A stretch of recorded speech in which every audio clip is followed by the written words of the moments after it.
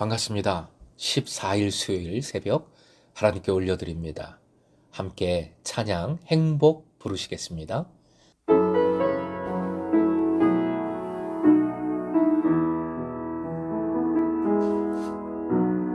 화려하지 않아도 정결하게 사는 삶, 가진 것이 적어도 감사하며 사는 삶, 내게 주신 작은 힘 나눠주며 사는 삶, 이것이 나의 삶의 행복이라고.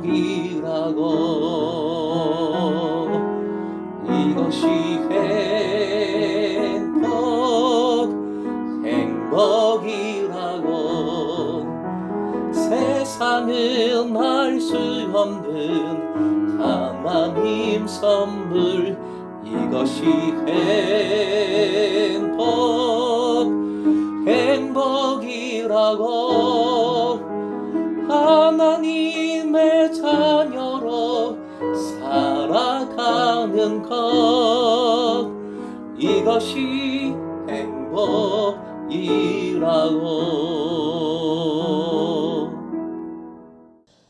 오늘 허락하신 하나님 말씀 마태복음 5장입니다. 마태복음 5장 1절에서 3절, 1절부터 3절까지의 말씀 함께 읽겠습니다.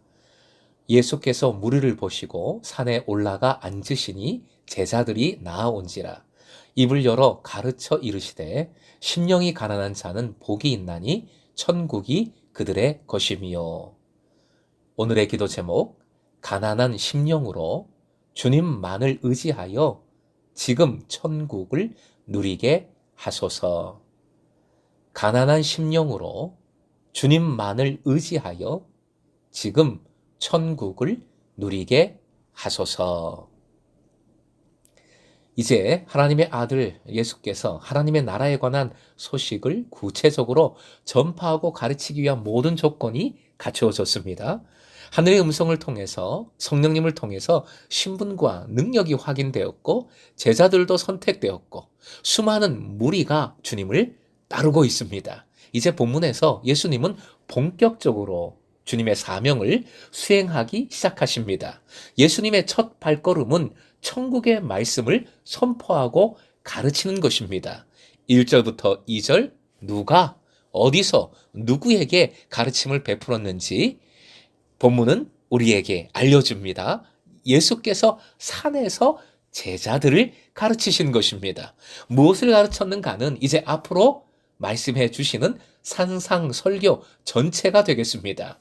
1절, 예수께서 무리를 보시고 라고 합니다. 예수님은 무리가 주님께 오는 것을 보고 산으로 올라가셨습니다. 예수님께 나온 이들은 제자들이라고 합니다. 여기서 마태는 무리와 제사를 구분하고 있습니다. 무리가 아니라 제자들이 산상설교의 직접적인 대상입니다. 산에 올라가 앉으시니 라는 표현이 나오지요. 마태복음에서 산은 영적으로 매우 중요한 장소라고 말씀을 드렸습니다. 일단 예수께서 산에 올라가셨다라는 표현은 하나님으로부터 율법을 산에서 받았던 모세를 연상시킵니다. 그리고 앉으셨다는 것도 유대교의 랍비들이 제자들을 가르칠 때 취하는 보통 일반적인 자세입니다. 이런 표현들은 항상 유대인들을 염두에 두는 마태복음의 전도 전략이라 하겠습니다. 물론 예수께서 산에 오르셨다는 것은 모세와는 완전히 다르지요. 모세는 율법을 받은 사람이고 예수님은 율법의 참 의미를 새롭게 가르쳐 주시는 성육신하신 하나님이시기 때문입니다. 2절, 산상설교를 이제 시작하십니다. 입을 열어 가르쳐 이르시되. 산상설교는 본문 앞 4장 23절에서 요약하고 있는 예수님의 사역 중에서 가르치는 사역에 해당을 합니다. 이 설교는 제자로 선택을 받은 사람들에게 주어진 가르침이고 제자들이 반드시 기억하고 순종해야 할 말씀이며 복을 누리는 약속의 말씀으로서의 가르침입니다. 3절, 중요한 표현이 맨 앞에 나오죠. 심령이 가난한 자. 원어상 복수, 즉 가난한 자들입니다. 누가복음의 병행 구절에서는 그냥 가난한 자로만 되어 있습니다. 이에 대하여 경제적으로 가난한 자를 심리적으로 가난한 자로 좀 마태복음이 완화시켰다라는 등 해석이 매우 분분합니다. 일단 이 축복 선언은 이사야 61장과 밀접하게 연결되지요. 이사야의 말씀은 마음이 가난한 사람이 아니라 사회, 경제적으로, 실제적으로 가난한 사람들입니다. 본문의 가난한 사람들을 뜻하는 원어, 푸토코스라는 단어도 처참한 상황에 처한 사람들로서 이 처참한 상황이란 주로 사회, 경제적 차원의 궁핍한 사람들을 의미합니다. 특히 푸토코스는 소유한 재산이 조금도 아니고 전혀 없는 사람을 뜻하는 단어입니다. 그러므로 신약 성경은 이 푸토코스라는 단어를 통해서 의지할 재산이 전혀 없는 거지 나사로, 전 재산 두 랩돌을 몽땅 헌금한 과부, 그리고 왕의 잔치에 강제로 끌려온 거리의 사람들 등을 표현하는 단어로 나오고 있습니다. 그래서 교부 터툴리아는 이 첫 번째 축복의 말씀, 3절의 말씀을 아예 거지들은 복이 있다라고 해석을 했습니다. 다른 용어도 있는데 무일푼의 궁핍함을 뜻하는 푸토코스라는 이 용어를 사용하여 심령이 가난한 자라고 한 것은 마태가 심령이라는 단어를 통하여 보다 넓은 의미, 즉 전인적인 의미에서의 가난을 강조하고 있는 것으로 보여집니다. 즉 사회, 경제적으로 궁핍한 상황에 처해 있는 사람이 자동적으로 복이 있는 사람이 되는 것은 아니지요. 그런 어려운 상황에서도, 궁핍한 상황에서도 하나님께 무릎을 꿇는 사람, 즉 가난한 상황 속에서도, 궁핍한 상황 속에서도 오직 하나님의 구원을 소망하며 의지하는 사람, 그 사람이 바로 심령이 가난한 자들인 겁니다. 사실 물질은 본질상 인간을 교만하게 만듭니다. 그래서 재물은 하나님 앞에서 자신의 부를 내세워 하나님으로부터 오는 구원을 거부하거나 진지하게 갈망하게 만들지를 않습니다. 반면에 푸토코스, 즉 가난함은 그 상황에 처한 사람을 하나님 앞에서 겸손하게 만들고 오직 하나님을 의지하고 하나님만을 갈망하게 만듭니다. 그러므로 심령이 가난한 사람은 오직 하나님의 도움으로만 살아갈 수 있다고, 하나님 도움으로만 생명이 가능하다고 전인적으로 온 마음으로 온 영혼으로 고백하는 사람, 바로 그 사람을 의미하는 것이지요. 가난한 사람들에게 천국이 약속됩니다.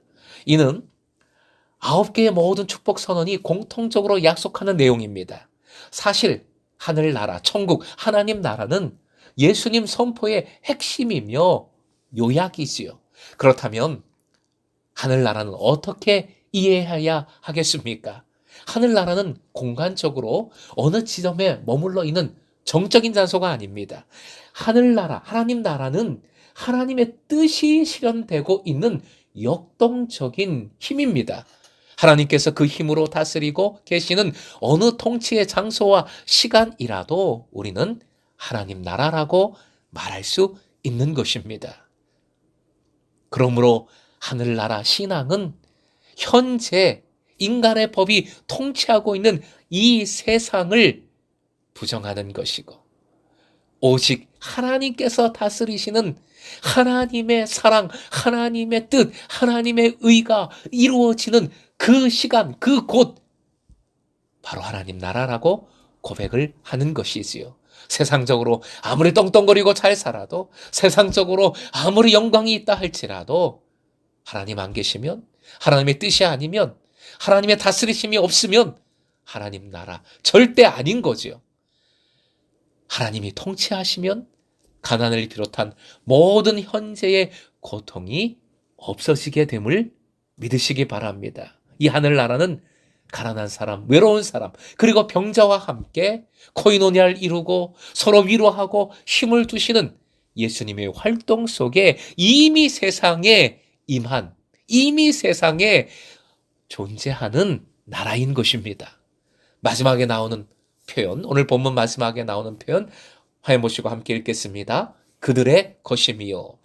다른 축복 선언들과는 달리 그들의 것임이요. 미래형이 아니라 현재형입니다. 이 첫 번째 축복의 선언은 현재형이에요. 이 현재 동사는 천국이 이미 지금 그들의 것, 즉 심령이 가난한 자들의 것이다 라고 선포해 주시는 겁니다. 마음이 가난한 사람들은 이미 천국을 살아가고 있는 것입니다.